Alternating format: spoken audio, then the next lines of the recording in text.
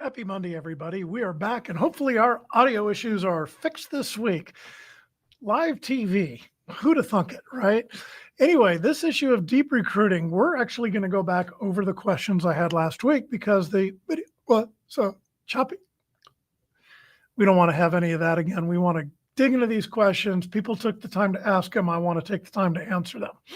So if you've got questions, email us at deeprecruiting@teamgtn.com, and we'll put your question on the air. We'll answer it live. We're not going to say who you are. We're going to keep it anonymous.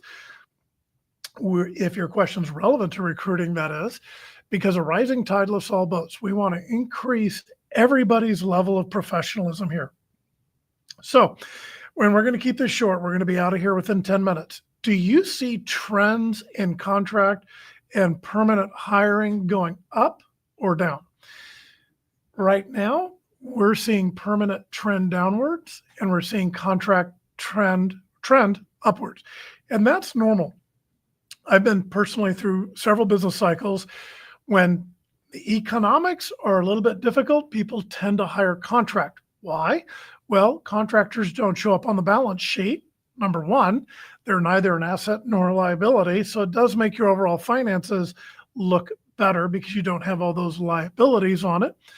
Number two, it's easier to grow and shrink as the business needs.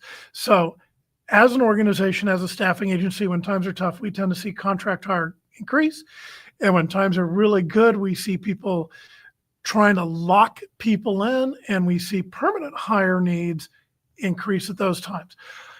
We're based in Dallas. We've got operations in Phoenix, Houston, and we actually operate nationwide. We're seeing everything trending up. There are always needs for the top talent.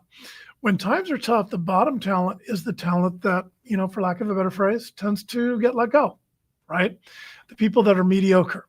But there's always room in winning organizations for top talent. So if you've got the skills, somebody's always going to be willing to pay for it. That's simply the way economics works. How is AI affecting the recruiting process? It is profoundly affecting the recruiting process. But a lot of people are misunderstanding what it can do. There's a lot of fear out there that AI is going to replace recruiting. No chance.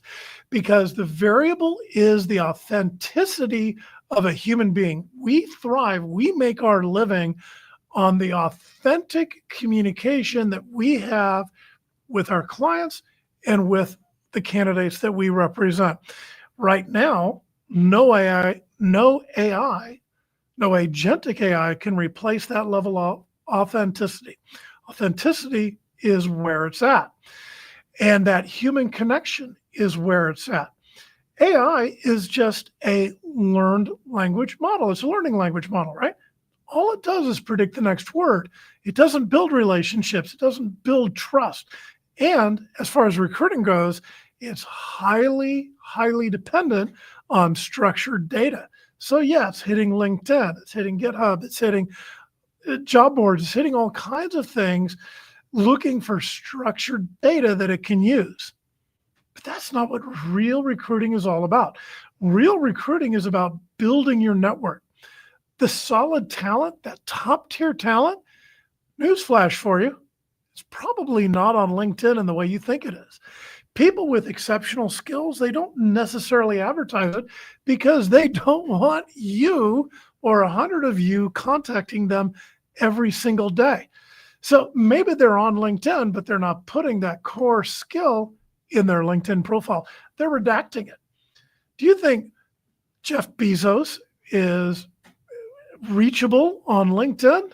Give me a break. Elon Musk, not a chance.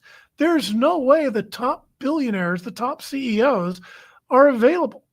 And even me, I get a lot of LinkedIn requests. And to be really blunt, I reject a good majority of them because the quality of my network is directly reflective of my net worth. So I'm very careful about the people I connect with. They have to have a good profile. They have to be offering something that my network is going to value. I don't have the biggest network out there. I think I've got something like 7,000 connections. That's because I carefully curate who gets in and who does not. And that network is my net worth. And that's something AI simply cannot touch. So AI can be good for sourcing. It can be good for some basic prospecting. It can be good for helping you prioritize who you're going to reach out to first. But is it going to replace you? Not a chance. Is it going to replace a recruiter that is looking for an unusual skill set? Not a chance. Recruiters are still in the driver's seat when it comes to that and will be for a long time. So question number 3 we're going to bring up, and we're going to call it a day. How should candidates prepare for ATS, their applicant tracking system, and AI? To put it blunt, if your applicant tracking system is not incorporating AI into how it's being used, then you've got the wrong ATS. If your ATS is demanding that you pay a bunch of extra money to have access to AI, well, you're paying too much. A lot of these AI product offerings out there, and I've done a lot of demos, it's just a wrapper on top of ChatGPT or Gemini or something else. Why would you pay for that? Why would you pay extra for a wrapper on it? Just use the product directly. Now, incorporating it into your ATS so it becomes a seamless integration where it's rewriting a job description for you, helping you out with a cover letter, which is really where AI is the most useful right now. As long as it's seamless, then you've got a winner. I can tell you we're using a product called Recruit CRM. We love it. It's a great product, a lot of AI integration currently, and a lot more coming down the line. So AI is a tool. It's a tool that needs to be integrated with everything you do. You've got to be careful in how you integrate it because it's been proven that AI does a lot of hallucinating. So use it, integrate it with your daily activity, but don't rely on it exclusively. Keep the human element involved at every single step. Use AI as a tool to make you faster, not to replace the work you're doing, and you're probably going to come out a winner. So I've got more questions we'll go over next week. This has been Deep Recruiting. I hope everybody here has a successful week. I hope everybody here has a successful ATS that's integrating AI. If you don't, reach out to me. I'd be happy to talk to you about the tool we're using. Make it a great week. Email your questions at deeprecruiting@teamgtn.com.